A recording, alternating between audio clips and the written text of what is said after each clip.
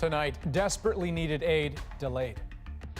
There's nothing we can do right now. The challenge of helping the Bahamas. We're there after Dorian. Order! A day of Brexit drama in the UK Parliament. The ayes have it. The ayes have it. Stunning defeat for their new Prime Minister. How WestJet is dealing with the MAX 8 crisis. That's safe? Yes, it is. Ian has exclusive access. And here in Hong Kong, protesters finally get what they marched for. Too little, too late? This is The National. From the state of Georgia right up to Virginia tonight, a nervous wait. Hurricane Dorian is barreling up the U.S. East Coast right now, and what lies ahead for those in its path? Dangerous winds, downpours, and potentially life-threatening storm surges. And what lies behind in Dorian's wake just keeps getting worse. Tonight, the number of dead in the Bahamas has climbed again. At least 20 deaths, according to the government. And the UN estimates 70,000 people need urgent life-saving help. But as Stephen D'Souza shows us, it's getting to them. That's the problem. And it's become a countrywide mission. Homes flattened or shattered, boats nowhere near water. With every new image from Grand Bahama Island, the vast scope of the devastation wrought by Hurricane Dorian becomes more apparent. Driven by that incredible loss, Bahamians in the relatively untouched city of Nassau rallied to help those on other islands. Think of if you lost everything today, what would be your immediate need? And that's what we're calling for. At this community center, designed to withstand a hurricane and house relief efforts afterward, they can't fill the boxes fast enough. Bahamians are very accustomed to hurricanes, and so there really is a lot of love, a lot of solidarity. People are just looking for ways to plug in and make a big difference.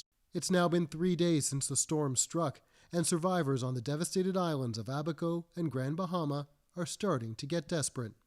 The eye came, and that's what also saved us to head over to the clinic. The clinic is basically one out of two shelters that's holding up, that's strong, and everyone is going there. It's crazy. There were moments of joy today as this 10-year-old was reunited with his family after being separated by the storm. Stories like that inspired Vancouver resident Ronald Munoz and his girlfriend to pitch in. Knowing what's going on, it's kind of difficult to enjoy the vacation when you know that, other people need help. But donations can't get far. Charter pilots are mostly grounded so that government and military aircraft have clear airspace. Right now, there's only one working runway in the disaster zone, and it can only handle one plane at a time. It is frustrating. We have everything in place and we're all ready to go. We're really eager. We have a lot of friends and family who are directly impacted by this. So aid groups are left waiting to access the hardest hit areas, preparing for the long haul. And Stephen D'Souza joins us now from Nassau. Steve, those images really shocking. Clearly a lot of desperate people in the Bahamas tonight. Indeed, the U.S. Coast Guard says they've rescued more than 114 people, and for every person that comes back, you hear stories of survival, but you also hear stories of areas that are inaccessible, of people that are still waiting to see any signs of aid or any sign of rescue. And when you listen to local radio and see the local media, all you hear are people calling in, giving the names of the missing, hoping for any news about their loved ones. And then there are also reports coming back about possible violence in those devastated areas, of possible looting. Those haven't been confirmed by the government. Andrew, we are expecting a news conference from the Prime Minister sometime this hour, so we'll update you with any news that he brings. All right, sounds good. Stephen D'Souza in Nassau tonight. Now, Dorian is forecast to spend the next couple of days lashing the eastern seaboard. As we said, right now, it's churning off the coast of Georgia and the Carolinas. So let's go to Ellen Morrow now, who's in Charleston, South Carolina tonight. And Ellen, that storm feels pretty real there right about now. That's right, Andrew. Conditions here are deteriorating as Hurricane Dorian creeps closer to the South Carolina coast. And Charleston, where we are, could see some of the worst effects of this storm in the United States. We're having fun. Down with Dorian. Bill Hecht sounds almost excited, but under the upbeat exterior, nerves are seeping in. Hopefully the storm surge is not higher than that. Are you worried about that? About Sure. it being higher? Well, sure, of course. You never knew. After Dorian scraped parts of Florida's coast, Charleston is now bracing for the worst. The storm surge here could top 2 meters. They would stay closed, but we haven't done this in a while. So. Charles Patrick realized just today his hurricane shutters are broken. The worst timing. I'm a little nervous about it. I thought it would weaken as it came up the coast, but it's still a Category 2, and it's may come close to Charleston, and we may get a storm surge like we got through with Matthew and Irma. But with tides higher now than during those hurricanes, officials here say it could actually be worse. It could cause injury to someone, or even potentially loss of life, and that's why we're so concerned. Under an evacuation order, most of Charleston is now a ghost town. But concern did not preclude curiosity for some in the city as Dorian's outer bands began hitting this afternoon. I think we'll be okay, a little nervous, but we've done it before. Positive thinking, though residents know damage here is almost inevitable. This is pretty low lands here, and if it rains hard, it'll get water down on the end of that street. Okay, so Ellen, can you take me through the hours ahead, how they're expecting conditions to change? Well, Andrew, this area is known as low country, so that storm surge is the big concern here, as is torrential rainfall. There are already streets in Charleston that are flooded with just the beginnings of this storm. The other big concern are the wind gusts we're going to see, gusting perhaps higher than 140 kilometers an hour. So all in all, a very dangerous mix for Charleston tonight and tomorrow. All right, Ellen Morrow in South Carolina, you take care of yourself. Now, by the weekend, Dorian is expected to be over Atlantic Canada. Environment Canada expects it to push in as either a Category 1 hurricane or a strong tropical storm. And it's warning of significant rain, rough surf, and tropical storm force winds, which could cause power outages. Okay, let's turn now to the drama in Hong Kong, where there has been a big development. Adrian is there again. Well, the National has been in Hong Kong all week with the continuing coverage of these protests, and now there is a major concession from Hong Kong's top official on one of the protesters' key demands. As the city comes alive on Thursday morning, the big questions are whether that concession comes too late to help calm the situation and how the police, like the ones in the station behind me, and the protesters will respond to Carrie Lam's announcement. And so she blinked. The government will formally withdraw the bill in order to fully allay public concerns. Withdrawal of the extradition bill. That is precisely what Hong Kongers first begged to hear months ago. But their chief executive, Carrie Lam, wasn't listening then. In the face of protests, she initially suspended the bill. Not good enough. They kept coming out. Because a bill which could bypass Hong Kong's legal system, leaving residents vulnerable to extradition if Beijing wanted it, wasn't tolerable. Over the summer, it came to this. Raucous rage. And such heavy-handed responses from police, protesters started demanding an independent inquiry into police behavior. She didn't offer them one today, so no, the fury isn't gone. Bonnie Leung is one of the organizers of the biggest demonstrations this summer. Shortly after today's announcement, every online chat she read suggested this isn't finished. If we just ditch the movement, if we just go home and try to live our life, there is no normal life to resume to. We already passed the point of no return because what's in front of us is the police having absolute power. They break the laws with no consequences. If we just stop chanting slogans about independent inquiry, it means that this absolute power, absolute corruption will still exist in Hong Kong, and we cannot live in a society just like that. So the fight gets a new framework. Lam, and presumably Beijing, which is in control, tell the world anything that happens now is the fault of the protesters. They got their wish, now they're pushing it. The ongoing protests can be likened to an infectious disease spreading across the city and poisoning the minds of many young people. There are some in Hong Kong who are fed up with the damage from the protests and believe this should end the conflict. Residents are raged by rioters, this political organizer says, because they're destroying our home. Just hours after Carrie Lam's announcement, the angry were back at it, hurling insults and lasers at a police station, and already there are vows to reoccupy the airport, a move designed to tell the world Hong Kong wants more. And so, Adrian, let me ask you perhaps the obvious question here. Why do you think Carrie Lam chose now, after all of this time, to scrap the extradition? Well, I guess, Andrew, it's really becoming pretty clear that it is Beijing that makes all these decisions, not Carrie Lam. And Beijing doesn't want that much trouble so close to the 70th anniversary of the People's Republic of China. It needs calm and will like the looks of the jump in the stock market on the news that the bill is gone. And I guess we have to consider the bigger interest too, that trade war with the United States. Donald Trump tweeted a few weeks ago that maybe there was a better deal to be had for China if tensions were sorted in Hong Kong. It's possible that might have been a good incentive. So going forward, what are some of the signals that you think we should be watching for on this story?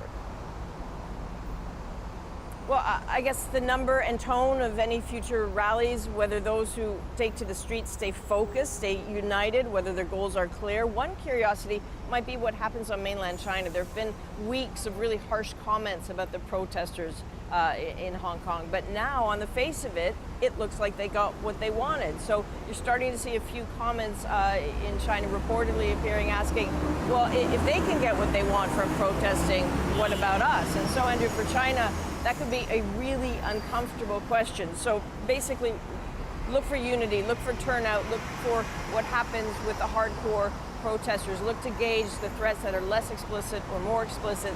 That's a sense of what we'll be looking for in the weeks ahead. All right, Adrian. Now, hoping to smooth this country's relationship with Beijing, today the Canadian government announced its new ambassador to China.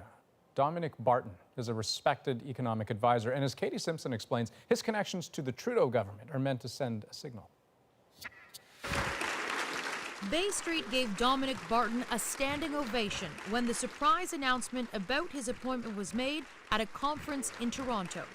As a giant in the corporate consulting world, the Trudeau government appears relieved he's accepted this challenge. Dominic is exceptionally well suited to represent Canada. Barton is close with the Prime Minister, serving as the head of a key economic advisory panel.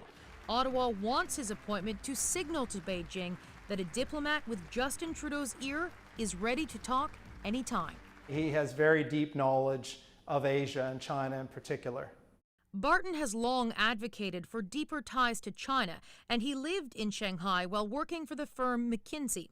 The company was recently criticized for some of its operations in China, following a New York Times investigation that highlighted a lavish corporate retreat held 6 kilometers from a Uyghur internment camp. Barton's been told his new priorities go beyond business. That absolutely has included long discussions about the centrality of human rights, of women's rights to Canada's foreign policy. Barton is walking into a diplomatic mess. Beijing has been retaliating against Ottawa over the arrest of Huawei executive Meng Wanzhou. It stopped buying Canadian canola, blocked meat imports, and detained 2 Canadians, Michael Kovrig and Michael Spavor. Kovrig's boss is thrilled with Barton's appointment. I've gotten to know him over the past several months, and I know how dedicated he is to securing the release of Canadian citizens. The diplomatic spat is far from over. China has been explicit. Unless Meng Wanzhou is set free, the relationship will remain strained. Katie Simpson, CBC News, Ottawa. Britain's political future was left in utter turmoil today. The man at the top, Boris Johnson, suffered 2 more critical setbacks over his Brexit plans. And as Cameron McIntosh shows us, the messy downhill tumble that started yesterday is far from over tonight. In an unabashedly pro-Remain crowd, a feeling tonight the checks and balances of Parliament are finally working. I think Parliament's doing its job at last, yes. Parliament's finally getting its act together. Bit late in the day, but hopefully it will work. Have you lost control, Prime Minister? Prime Minister Boris Johnson went to work this morning, already having first lost his majority and then control of the legislative agenda. Kenneth Clark. After 21 of his own Conservative MPs voted with the opposition, pushing to avoid having the UK leave the EU without a deal. All those rebels booted from the party by the Prime Minister, including Sir Winston Churchill's grandson. I have been proud and honoured beyond words to be a member. I'm truly very sad that it should end in this way. Today, those same rebel MPs helped deliver another defeat to Johnson, siding with the opposition to pass a bill aimed at preventing a no-deal Brexit. Johnson's response? There must now be an election on Tuesday, the 15th of October. He tabled a motion calling for a snap election. For that, he needed the support of 2/3 of MPs. He failed again. His reply? Sarcastic. I think this is the first time in history that the opposition has voted to show confidence in Her Majesty's government. What does Boris Johnson do now? He's got a choice to make. Does he ignore the law? Does he resign from office? Or does he resile on what he said before and go to Brussels and ask for an extension? That's something Johnson swore he'd never do. And that's only if the House of Lords, getting ready for a long night, approves that opposition legislation. No guarantee there. Back outside, there's clear frustration and fatigue on all sides that it's come to this. You can hear him. I'm just here to tell him to stop. So tonight doesn't go far enough for you? No. Britain and its parliament are at a new impasse, with the Prime Minister insisting on an election and the opposition refusing, unless a no-deal Brexit is taken off the table. Cameron McIntosh, CBC News, London. And we will have much more on this story to come tonight. A little later, we'll take you to Scotland, where all the talk of leaving the EU has people there instead talking about leaving the UK. But first, a CBC News investigation into why women are still underrepresented in politics. Are they being set up to fail by their own parties? We're back in 2 minutes.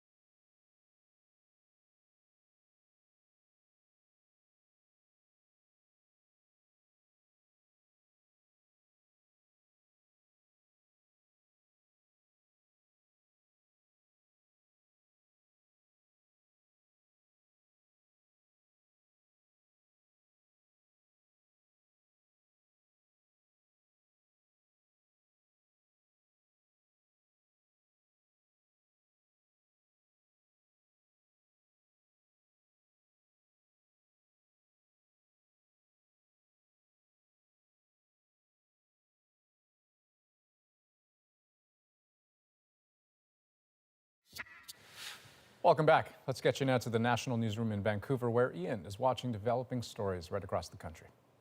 And Andrew, let's start in Halifax, where it's 10:20. Fire investigators there say they can't conclude exactly what caused that house fire that killed 7 children in February. The Barho children's father was also critically injured in the blaze. Investigators believe it started near a couch, but have only been able to rule out potential causes like suspicious activity, use of accelerants like gas, or an electrical fault.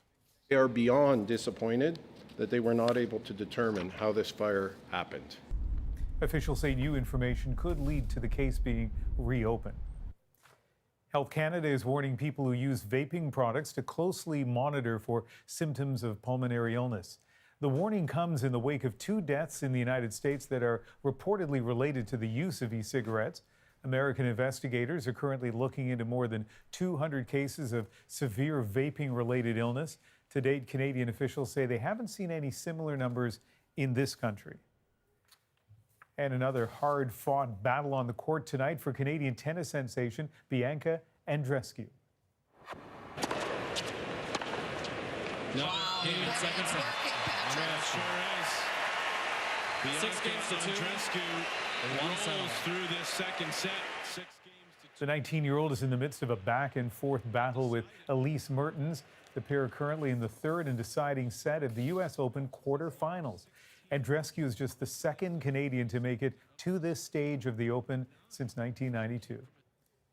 And I'll be back in a few minutes with an exclusive story. We go behind the scenes at WestJet for a look at how the airline is coping with the indefinite grounding of the Boeing 737 MAX 8.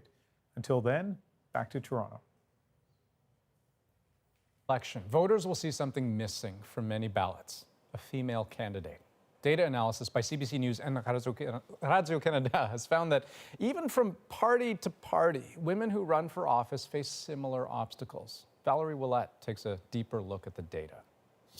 I'm running in this riding for the upcoming federal election. First-time Liberal candidate Leslie Barron started campaigning months ago. I think it's time for strong, intelligent women to stand up and put themselves forward for these political roles.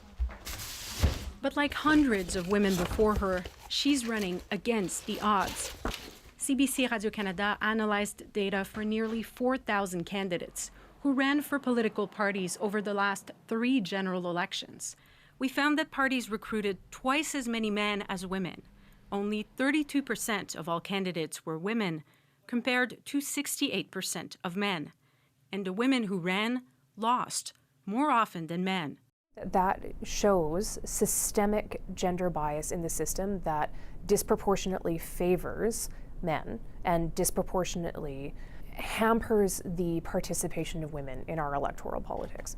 Melanie Thomas spent years studying gender and politics. She says our numbers confirm her findings. Women are significantly less likely to be found in competitive ridings. They're significantly more likely to be found in places where it is known that their party does not have a chance of winning. In the past 3 general federal elections, 79% of candidates who ran in stronghold ridings were men, compared to 21% of women. That's 4 times more men in ridings where their party has strong historical support. The Conservatives nominated 14% of women in strongholds, while for the Liberals it was 22%. The NDP placed almost a third of women in these ridings. According to experts, these new figures show that just recruiting more women candidates is not enough. These women need equal chances to be elected. As for Leslie Barron, she's running against Conservative MP Michael Chong, a man who's won the riding 5 times over. I'm certainly in this race to win it, not simply to be a token person who's run for office. Despite the numbers, she believes she can win with hard work, one door at a time. Valerie Willette, CBC News, Toronto. And we will be right back. Next, Ian goes in depth on the Boeing 737 crisis. He'll take us behind the scenes at one of Canada's largest airlines, WestJet, and you'll hear about the strain on its fleet and its confidence that the planes will fly again. And later, student anxiety appears to be on the rise. So what are teachers and educators doing about it?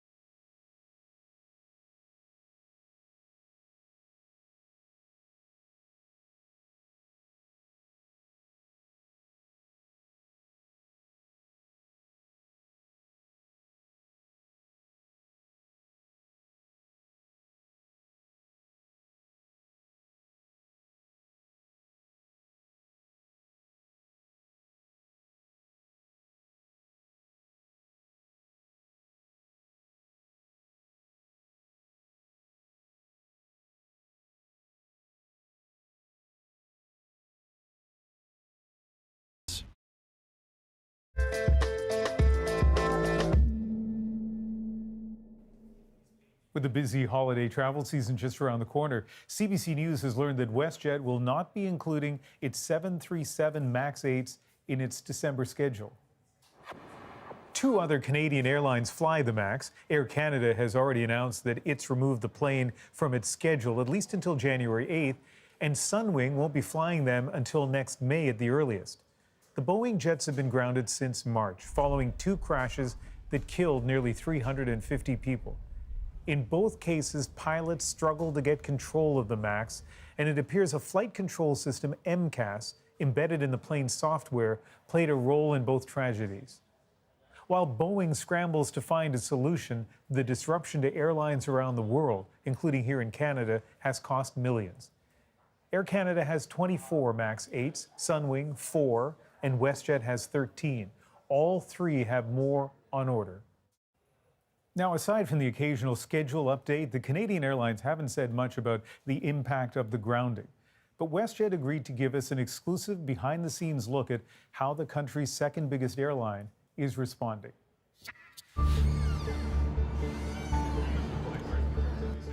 This is WestJet's mission control. 24 hours a day, 7 days a week, every plane in the sky and on the ground is monitored. From watching storms to handling delays, the hour-to-hour operation can be filled with uncertainty. But for the last 6 months, so has the long-term schedule. That is the responsibility of Brian Znotins. Since Transport Canada grounded the MAX 8 in March, so that's Calgary to Hamilton. His team has been forced to write and rewrite the summer schedule 5 times. Now, can you show me on here the MAXs, where the MAXs should be? Oh, yeah. These are all the MAXs. So what they're doing is they're blocked out. So take a look at one of the first days after the grounding, March 16th. There were 18 MAX 8 flights canceled. 5.5 months later, some routes, like Halifax to Paris and the direct from Vancouver to Regina, remain suspended. And WestJet is about to announce a Christmas schedule without MAX flights, joining Air Canada and Sunwing, which announced their MAXs won't be in service before next May. With the MAX out of its December schedule, that will likely affect some of the holiday routes WestJet was considering, like a direct flight between Calgary and Hawaii. Still, while the MAX 8s represent 7% of WestJet's fleet, Znotins says they've only eliminated 2% of their flights. What's your reaction? What's the impact on you? 13 airplanes worth of flying is 13 airplanes worth of revenue that we're not generating. And we have a lot of those costs. We're still paying for the airplane. So it's expensive to have an airplane and not be able to fly it. The 737 is the world's most popular airplane. The MAX, the newest model, promised so much, from better fuel economy to a longer range. There were already more than 350 in service worldwide, 41 here in Canada, but now they've been reduced to this. WestJet's 13 MAXs are stored at airports across the country, powered up once a week, taxied, and then, like this one in Calgary, being brought back to a cavernous hangar and parked. Watch your head here. Yep. John Kelly is WestJet's Vice President of Technical Operations. His team has been keeping these jets on standby since mid-March. You're confident that it's ready to go if it needs to go? I am, absolutely. Like an exotic sports car, these $150 million jets need close attention. Besides that short ride once a week, there is a checklist. Gauges, fluids, they go through it every 2 days. It's stunning to me. They're complex machines, and you know, through years and years of development. I think the original 737 came online, I think, in 1966. But interestingly, Kelly says during this grounding, it's not the MAXs that have had the biggest impact on the maintenance schedule. Tell me what the challenges are to have a fleet of 13 jets like this grounded in Canada. Well, it puts a strain on the rest of the fleet, right? It's tough to fly the schedule. Like I said, we pulled some planes out of heavy maintenance to help fly the schedule and support it. But we're doing a lot more work on the other airplanes, right, to keep them healthy and keep them flying. For the first time, the airline's Vice President of Flight Operations, Scott Wilson, is speaking publicly about the safety of the MAX 8 and how WestJet dealt with this unprecedented situation. Beginning with Indonesia's Lion Air tragedy last October. It was only after that crash that Boeing revealed it had embedded in the MAX 8 MCAS, the flight control software that likely contributed to both crashes. That's created a bit of a trust deficit, there's no doubt about it. I shared that myself, and our pilots share that. And you told Boeing? Yeah, absolutely. Yeah. And they are well aware that they've got to basically rebuild that gap. Wilson says after Lion Air, Transport Canada and the 3 Canadian MAX 8 airlines worked with Boeing to come up with new training and checklists, what he calls a made-in-Canada solution. And that made them confident the MAX 8 was safe. Some people might wonder, how could you be so sure of that? And that comes back from a knowledge again. I look at it a little differently, and I get a very unique perspective than the traveling public. I'm trained on the aircraft. I have a relationship with the manufacturer and how information flows back and forth, a relationship with Transport Canada and the FAA. We're all working together, and the information that we had at that time led us to believe that at that moment that there was no increased risk to operating the aircraft, and firmly believed it. But then came Ethiopia and detailed satellite data that suggested a connection between the two crashes. The MCAS software seemed to be a factor, something Boeing later confirmed was likely. For almost 6 months, the aviation industry has been waiting for Boeing and the FAA, the U.S. regulator, to address the problem. Wilson says WestJet is confident the MAX will soon be ready to carry passengers.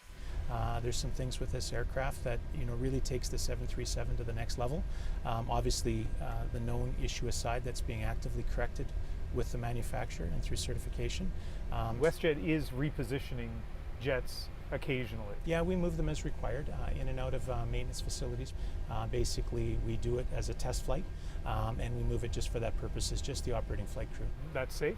Yes, it is. Once the MAX is recertified, WestJet will be able to get them in the air quickly. The planes will need a quick software download, and the pilots, who have been flying other 737s, will get some training and test flights. We've got 24 years experience of operating the 737s with Boeing. A very safe record for this aircraft. It's one of the safest aircraft that flies today.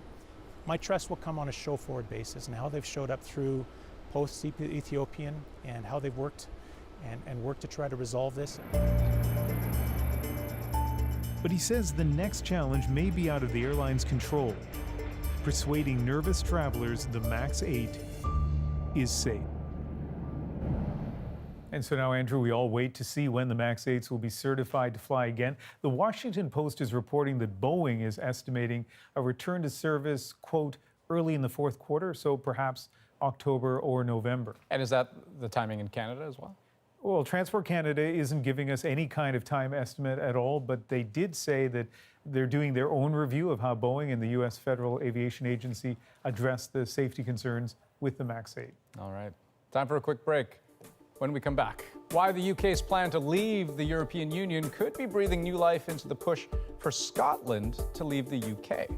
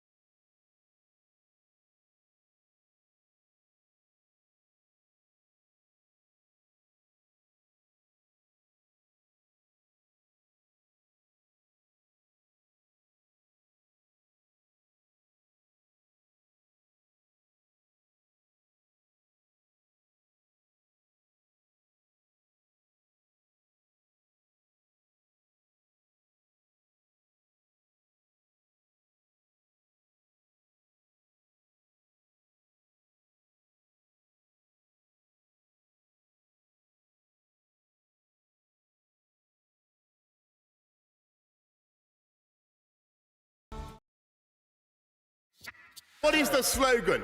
What do we want? What do we want? Dither and delay. When do we want it?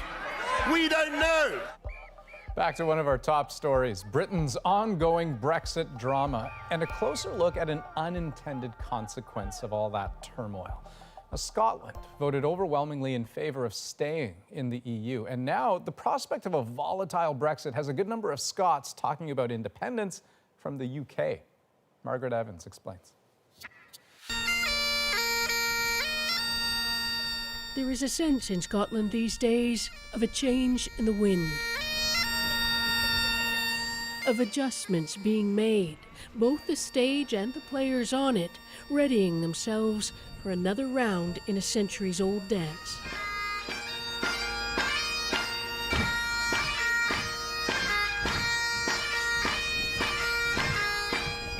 This is the Cowell Highland Gathering in Dunoon, the largest in the world, they say. Not even the rain's strong enough to keep people away. Where better to put a finger on the pulse of Scottish nationalism? Independence is the only way that Scotland actually can get out of this mess. Many Scots, Pauline Clark included, say they feel like spectators while politicians in London decide their fate. Stephen Watson agrees, but doesn't think he'll ever see an independent Scotland. I want to be rich and famous, but I'm not going to be rich and famous. Scotland's just the only country that refused independence. Scotland and England were bound together by the Acts of Union in 1707, two kingdoms united into one. Nearly 300 years later, in 1999, the Scottish Parliament would be reconvened here in Edinburgh. It stirred old longings, the dream of independence, never far from the surface. In 2014, 55% of Scots rejected independence in a referendum.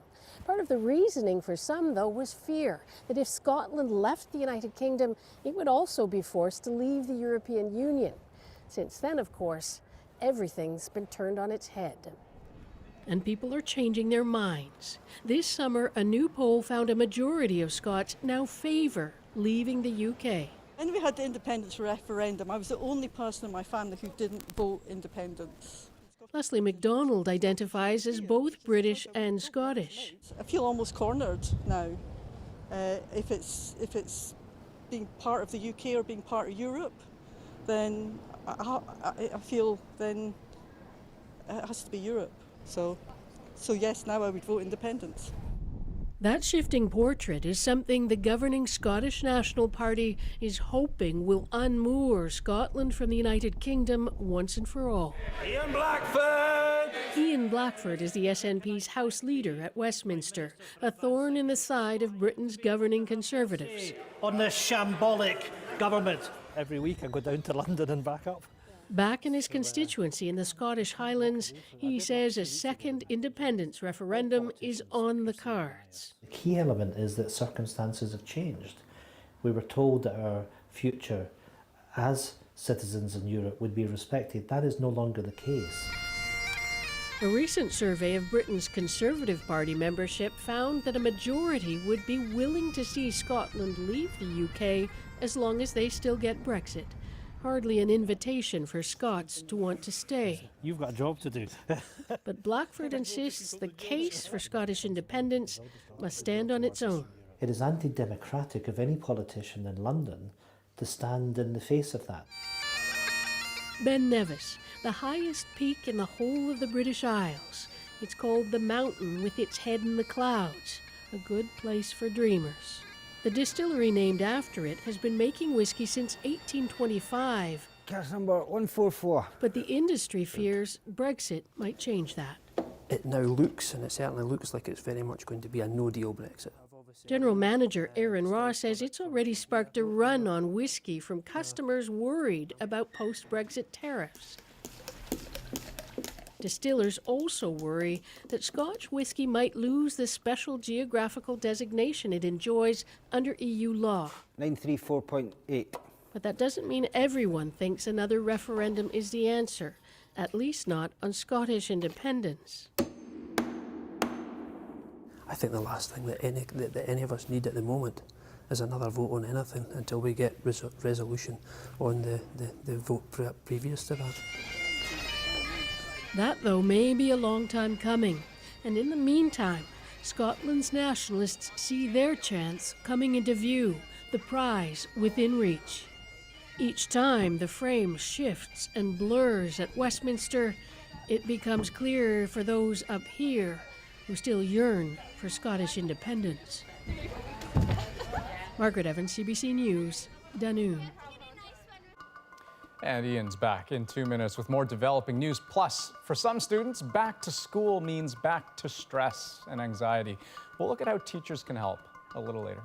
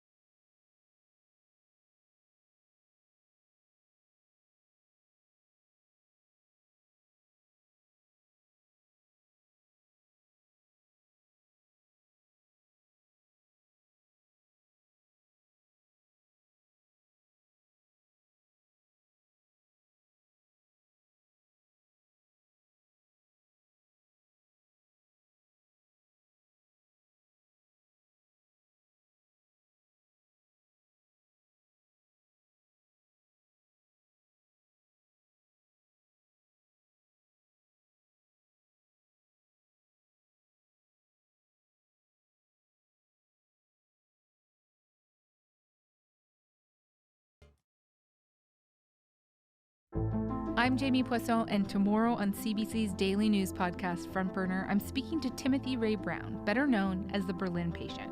He's the first person to ever have been cured of HIV. Subscribe wherever you get your podcasts. Welcome back to the National Newsroom here in Vancouver. It was a hard-fought three-set battle, but just moments ago, Canada's Bianca Andreescu punched her ticket to the U.S. Open semifinals. There it is. Game, set a match. She's got the whole package. The 19-year-old outlasted Elise Mertens in New York tonight, beating the Belgian 2-1. Andreescu is just the second Canadian singles player ever to advance to the U.S. Open semis. And there's been yet another legal hurdle for the long-delayed Trans Mountain pipeline expansion. We desperately need this access, and we desperately did not need any other delay. Alberta's energy minister describing this as another difficult day after the Federal Court of Appeal said it will hear 6 legal arguments against the project.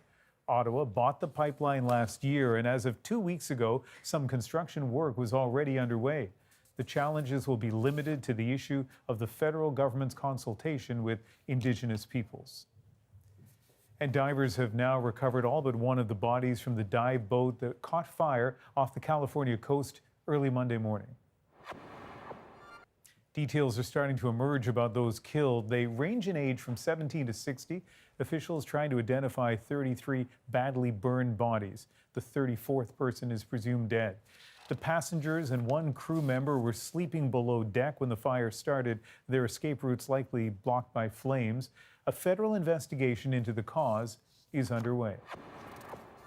And Google has agreed to pay $170 million to settle allegations that its YouTube service broke U.S. privacy laws. Officials say the tech giant told advertisers it could reach viewers as young as 6, but it's illegal in the United States to collect personal information about children under 13 without parental consent. Google is promising to take more measures to identify videos aimed at children and limit data collection and advertising on those videos. Up next on The National, we look at the stress of starting school. It can be an anxious time for a lot of students. We'll look at ways to ease that transition next. We're back in 2 minutes.